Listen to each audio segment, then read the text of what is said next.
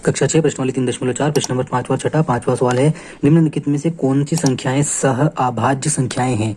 तो सह अभाज्य संख्याएं, इनका पहले मतलब समझ लेते हैं। अभाज्य संख्या क्या होती है कि अभाज्य संख्याएं वो होती है जिसका केवल एक गुणनखंड होता है, या तो एक होगा या केवल वही संख्या जो है उसका गुणनखंड होती है, तो वो संख्या जो है अभाज्य संख्या कहलाती है।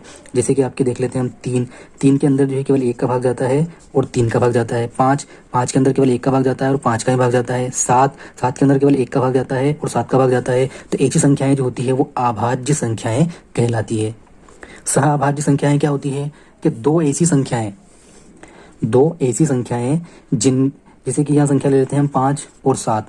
5 और 7 के हम अगर सारे गुणनखंड निकालें तो 5 के गुणनखंड होते हैं आपके 1 और 5, 7 के गुणनखंड होंगे आपके 1 और 7। तो यहाँ पर हम देखेंगे कि दोनों का केवल एक गुणनखंड है जो कि सार्व है, यानी कि उन दोनों में से केवल इन दोनों का जो है एक सार्व गुणनखंड है। तो इन दोनों में केवल एक ही सार्व गुणनखंड है। तो ऐसी संख्याएं जिनमें केवल एक ही सार्व गुणनखंड होता है वो सह अभाज्य संख्याएं कहलाती है।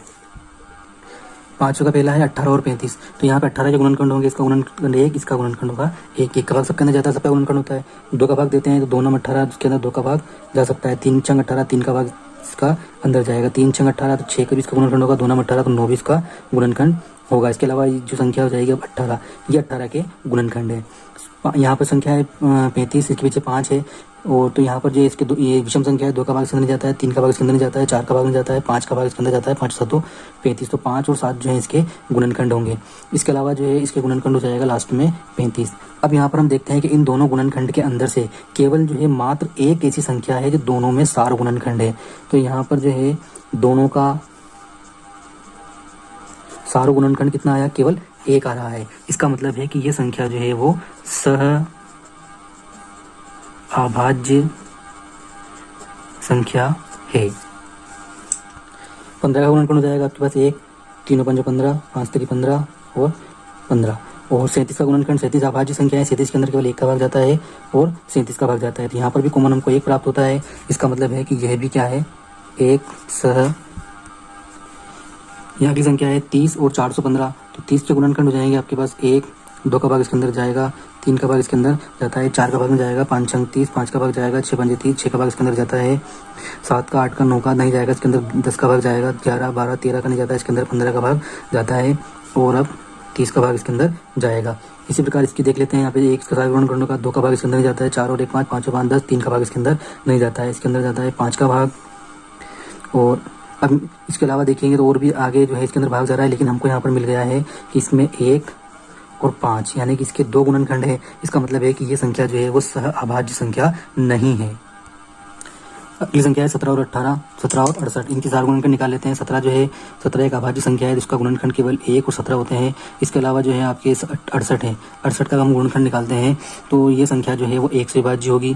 इसके अलावा जो है इसके अंदर सम संख्या है जिसके अंदर जो है वो 2 का भाग भी जाएगा।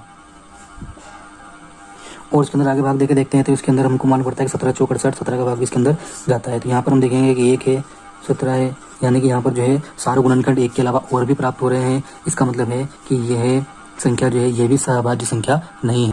तो ये संख्या भी जो है सहअभाज्य संख्या नहीं है। अगली संख्या है हमारे पास में 216 और 215। इन दोनों के गुणनखंड हम यहाँ पर निकालते हैं।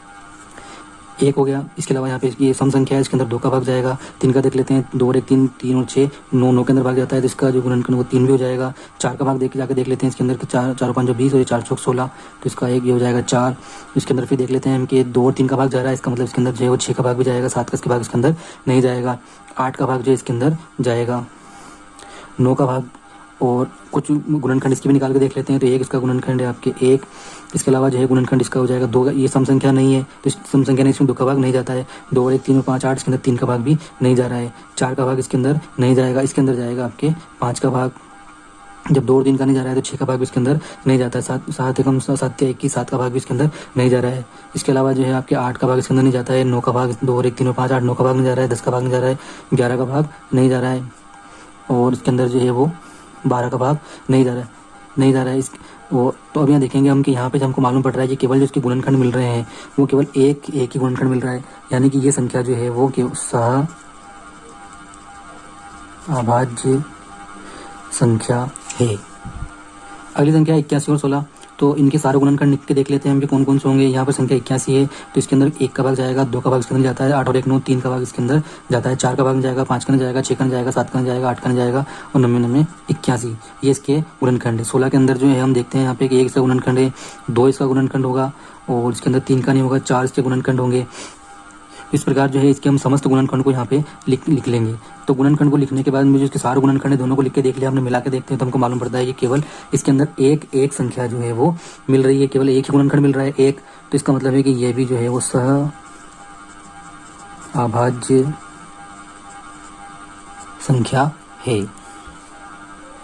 तो सहअभाज्य संख्याएं कौन कौन सी हो गई यहाँ पर इस वाले प्रश्न के लिए? A, B, E और F। प्रश्न नंबर 6, एक संख्या 5 और 12 से विभाज्य है तो किस अन्य संख्या से ये भी हमेशा विभाज्य होगी? तो जिस संख्या के अंदर 5 और 12 का भाग जाता है तो अगली संख्या कौन सी आएगी इसके अंदर इन दोनों का भाग जाएगा? तो इनका जो सारा गुणनखंड, पहला गुणनखंड आएगा वो 12 पंजे 60, यानी कि 5 और 12 का भाग जा रहा है संख्या के अंदर, तो अगले जो सारा गुणनखंड आया है वो 60, यानी कि वो संख्या 60 से विभाजित होगी। अगर वो संख्या और बड़ी होगी तो आगे बढ़ सकती है, लेकिन कम से कम वो 60 से और विभाजित होगी।